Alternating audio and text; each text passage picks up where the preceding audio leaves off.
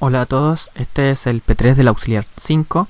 Entonces me dicen considere el siguiente campo vectorial f de x, y, es decir, un campo en R2 dada por estas componentes. Este sería f1 y este sería f2. Entonces me piden calcule la integral de línea de f sobre la curva gamma, donde la curva gamma está parametrizada por coseno de teta, su primera componente, seno de teta en su segunda, con teta entre 0 y pi, recorrida en sentido antihorario. Entonces para ello primero identificamos nuestra curva gamma. Nuestra curva gamma sería esta, que parte del punto, si se fijan, cuando teta vale 0, coseno vale 1, y cuando teta vale pi, coseno vale menos 1. Entonces llega al punto menos 1, 0, y si se fijan recorrimos el arco de semicircunferencia, o sea, el arco de circunferencia que queda en el semiplano superior. Entonces dicen que está recorrida en sentido antihorario, es decir, el sentido positivo. Entonces decir la curva gamma está orientada en ese sentido. Entonces si nos fijamos, bueno, para calcular la integral de línea tenemos la primera opción, que es hacerla por definición. Entonces si le hiciéramos por definición, notamos que la curva gamma está parametrizada por coseno de teta, seno de teta, con teta entre 0 a pi. Entonces su vector tangente, o sea, la derivada de la parametrización sería menos seno de teta coseno de teta. Entonces si nosotros quisiéramos hacerla por definición, esta integral de línea, nos quedaría justamente la integral sobre la curva gamma de este campo. Entonces si nosotros lo hiciéramos por definición, nos quedaría la integral de 0, fijémonos, a pi de mi campo evaluado en mi parametrización, producto punto r' de teta de teta. Entonces nos fijamos que nos van a aparecer expresiones que no vamos a poder integrar, como exponencial de coseno de teta, o coseno de coseno de coseno de teta, o coseno de seno de teta. Y si nos fijamos, no podemos usar argumentos de paridad porque la integral va de 0 a pi. Entonces, ¿qué hacemos? Bueno, otra opción es ver si el campo f es conservativo, que en nuestro caso sí lo va a ser, pero encontrar un potencial va a ser muy complicado. O sea, va a haber muchas integraciones por parte. Entonces ya la última opción que nos queda, entonces última opción es usar, o sea, con lo que han visto en clases, es usar el teorema de Green. Entonces la primera pregunta es, ¿qué es lo que dice el teorema de Green?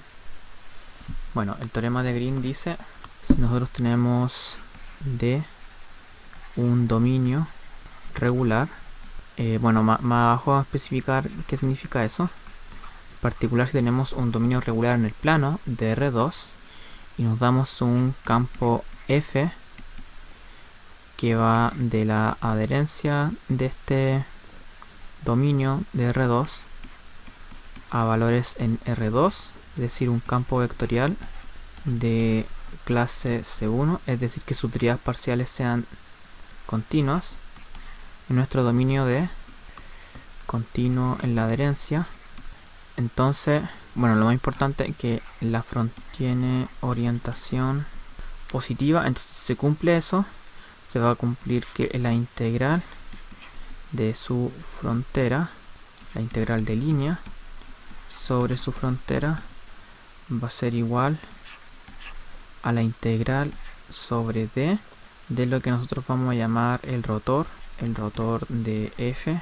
Ya, pero ¿qué vendría a ser ese rotor de f? Bueno, si el campo f de x, y tiene coordenadas p de x, y, q de x, y, entonces el rotor de f va a ser justamente, claro, va a ser un campo escalar en este caso, que va a ser de q a de x menos de p a de y.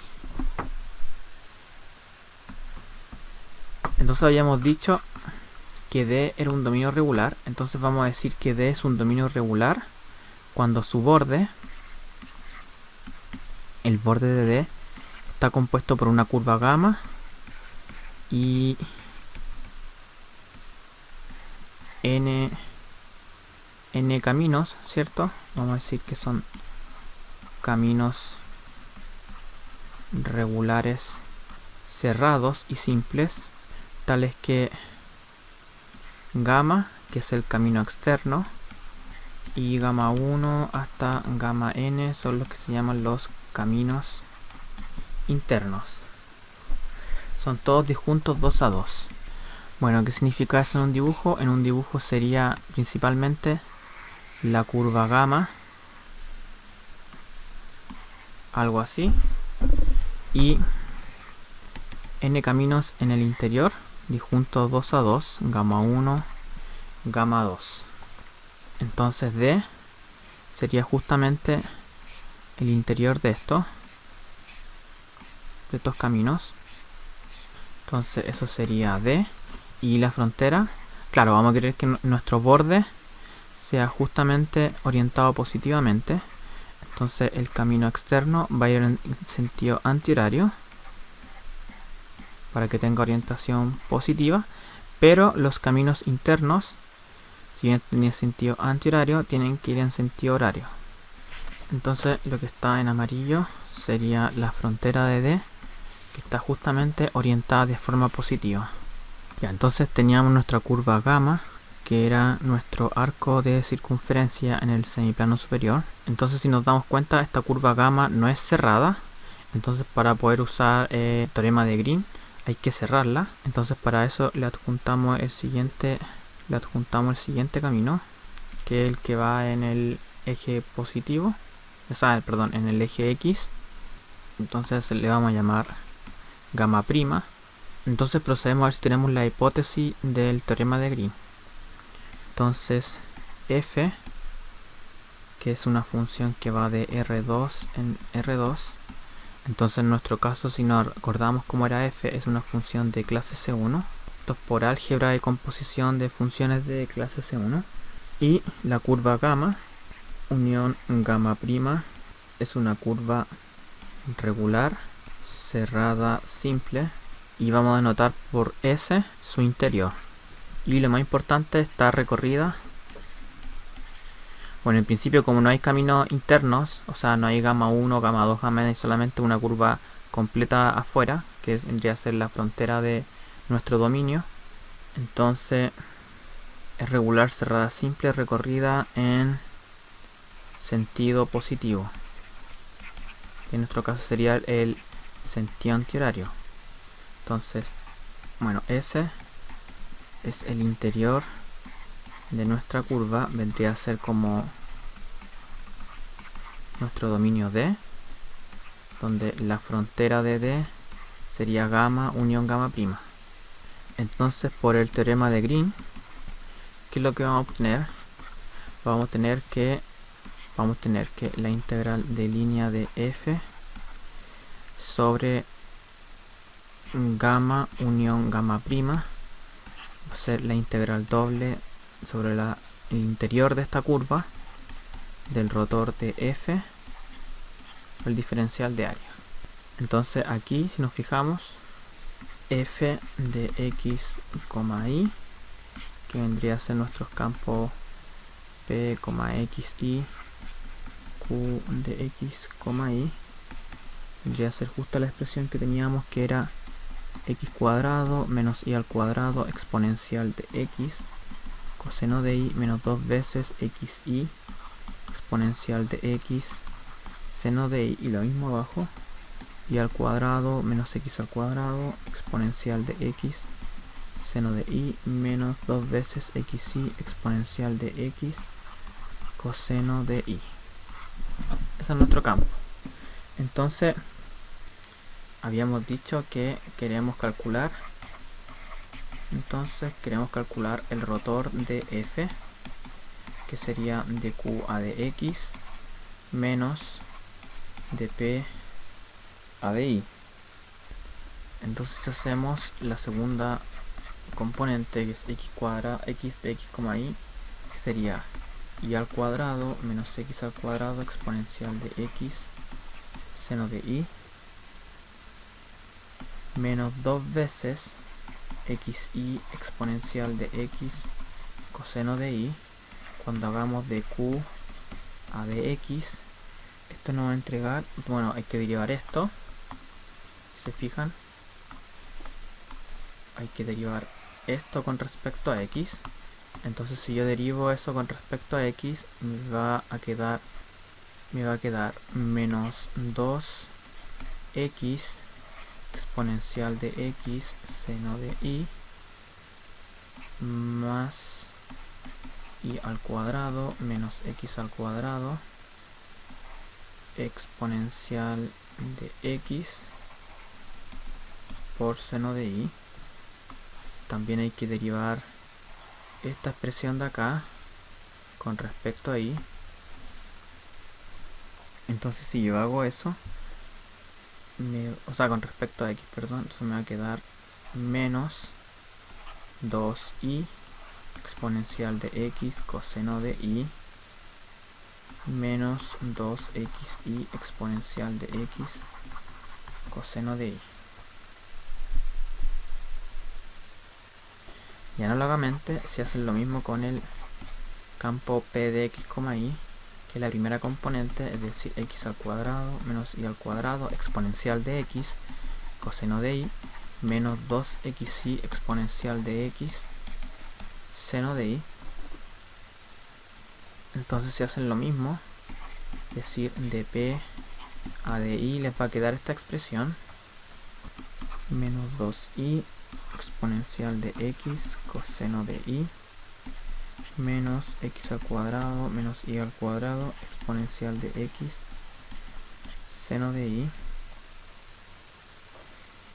menos 2x exponencial de x seno de y menos 2xy exponencial de x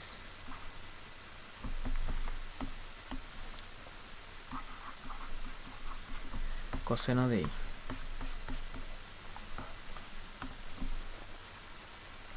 Entonces se puede comprobar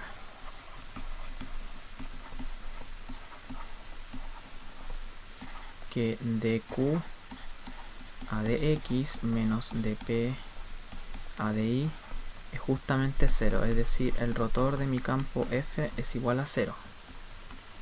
Luego en la expresión que teníamos que la integral de línea de f sobre la curva cerrada gamma unión gamma prima es igual a la integral sobre s del rotor de f, me da que es 0, pero por otro lado yo tengo que esta integral de línea, que es sobre la curva gamma unión gamma prima, como estos caminos son disjuntos, lo mismo que la integral de línea sobre la curva gamma, que justamente es lo que yo quiero calcular, más la integral de línea de mi campo f, pero sobre la curva gamma prima es igual a 0. Entonces, ¿qué es lo que obtengo? Obtengo que la integral de línea sobre la curva gamma es igual a menos la integral de línea sobre la curva gamma prima. O sea, ¿qué podemos concluir? Podemos concluir que el teorema de Green nos simplificó una integral de línea que era sobre una curva, bueno, justamente con curvatura, que es la mitad de una circunferencia, la redujo a calcular menos la integral de línea sobre una curva que va en ese sentido. O sea, una curva que tiene curvatura 0, por así decirlo, que es una recta. Entonces, claro, hay que calcular esta integral de línea. Entonces lo primero es notar que gamma prima se parametriza por r de t igual a t, 0 con t entre menos 1 y 1. Entonces su derivada con respecto a la parametrización es justamente 1, 0, y si evalúan f en la parametrización les va a integrar t al cuadrado exponencial de t 0, que es una expresión mucho más simple que la que teníamos antes. Entonces nos va a quedar la integral de gamma, la integral de línea que yo quiero calcular sobre la curva gamma, justamente menos la integral de línea del campo f sobre la curva gamma prima, y eso va a ser igual a menos la integral de menos 1 a 1 de t al cuadrado exponencial de t por producto punto 1, 0 dt. Entonces esto va a ser menos la integral de menos 1 a 1 de t al cuadrado exponencial de t. Entonces bueno, tengo una integral de este estilo, que lo que yo hago, integro por partes, es decir, llamo u igual t al cuadrado, con lo cual el de u es 2t, y llamo al de b igual a exponencial de t, con lo cual b me va a quedar igual a exponencial de t. Por ende esto me va a quedar menos u por t, es decir, t al cuadrado exponencial de t entre menos 1 y 1 menos la integral de menos 1 a 1 de b de u, es decir, de exponencial de t por 2t dt. Bueno, entonces esto va a ser, si sacamos este menos, me va a quedar menos t al cuadrado exponencial de t de menos 1 a 1, menos por menos da más, me va a quedar 2 veces la integral de menos 1 a 1 de t exponencial de t dt. Entonces esta integral la volvemos a hacer por partes, es decir, me va a quedar u igual t de u igual de t, el de b exponencial de t de t, con lo cual b es igual a exponencial de t. Entonces me va a quedar finalmente menos t al cuadrado exponencial de t integrado entre menos 1 y 1 más 2 veces u por b, es decir, t exponencial de t entre menos 1 y 1 menos la integral de menos 1 a 1 exponencial de t dt. Entonces finalmente, si reemplazo todo, me va a quedar que todo esto es menos c más e a la menos 1 más 4 veces e a la menos 1. Entonces, si reemplazan todo esto, y esto va a ser justamente 5 veces e a la menos 1 menos e, es decir, 5 sobre e menos e. Es decir, finalmente la integral de línea que yo quería calcular es justamente 5 sobre e menos e. Y ese sería el resultado final.